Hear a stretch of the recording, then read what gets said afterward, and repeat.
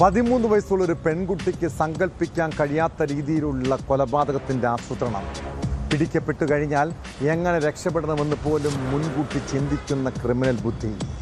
ആലപ്പുഴ കരുവാറ്റ കൊലപാതകത്തിൽ പോലീസ് അന്വേഷണം വഴിതിരിച്ചുവിടാൻ പ്രതികൾ നടത്തിയത് കൃത്യമായ പ്ലാനിംഗാണ്.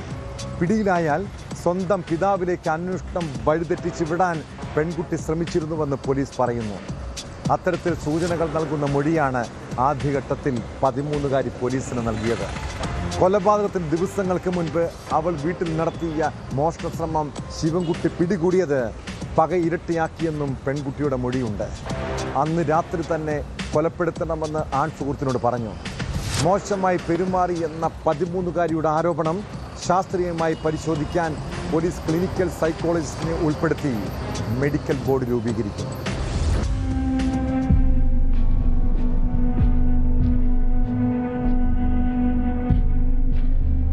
കൊലപാതകത്തിന്റെ തലേദിവസം പെൺകുട്ടി വീട്ടിൽ മോഷണശ്രമം നടത്തിയിരുന്നു. ഇത് ശിവൻകുട്ടി കാണുകയും വഴക്കുണ്ടാവുകയും ചെയ്തു. കുട്ടിയെ കള്ളിയെന്ന് വിളിച്ച് ഇറക്കിവിട്ടതോടെ പക വർദ്ധിച്ചു. അന്ന് രാത്രി തന്നെ കൊലപ്പെടുത്തണമെന്ന് സുഹൃത്തിനോട് പറഞ്ഞു. ഇതോടെ മുൻകൂട്ടി തയ്യാറാക്കിയ 2 പ്ലാനുകളുമായി കൗമാര കൊലയാളി സംഘം കൊല്ലത്ത് നിന്ന് 15 രാത്രിയിൽ കരുവാറ്റയിലെത്തി കൊല നടത്തി. കൊലയ്ക്ക് മറ്റൊരു കാരണമായി പെൺകുട്ടി പറയുന്നത് ശിവൻകുട്ടിയുടെ മോശം പെരുമാറ്റമാണ്. ഇതിനായി വൈദ്യപരിശോധനയ്ക്ക് വിധേയയാക്കാൻ കോടതിയുടെ അനുമതി തേടും.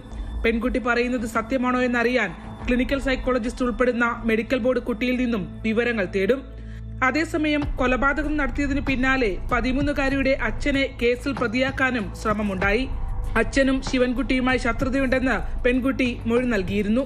അമ്മയുമായുള്ള വിവാഹബന്ധം വേർപെടുത്തിയ ശേഷം അച്ഛനുമായി ബന്ധമുണ്ടായിരുന്നില്ല.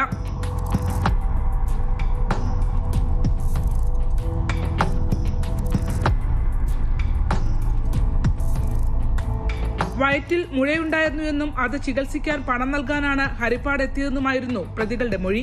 പിടിക്കപ്പെടുമ്പോൾ കുട്ടികൾ വ്യത്യസ്ത സ്ഥലങ്ങളിലായിരുന്നുവെങ്കിലും ഒരേ മൊഴിയാണ് എല്ലാവരും നൽകിയത്. പിടിക്കപ്പെട്ടാൽ എന്ത് പറയണമെന്ന കൃത്യമായ ആസൂത്രണം ഇവർക്കുണ്ടായിരുന്നുവെന്ന സൂചന ഇത് നൽകുന്നു. എന്നാൽ ശാസ്ത്രീയ തെളിവുകൾ നിരത്തിയാണ് പോലീസ് മൊഴി പൊളിച്ചത്. 4 പേരുടെയും കസ്റ്റഡി ആവശ്യപ്പെട്ട് ജുവനൈൽ ജസ്റ്റിസ് ബോർഡിന് മുന്നിൽ പോലീസ് അപേക്ഷ നൽകി. അപേക്ഷ ശനിയാഴ്ച പരിഗണിക്കും.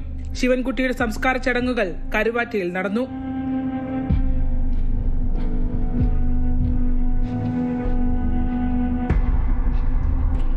ന്യൂസ് 18 ആലപ്പുഴ. കൂടുതൽ വാർത്തകൾക്ക് news 18 Keralam YouTube channel subscribe ചെയ്യുക.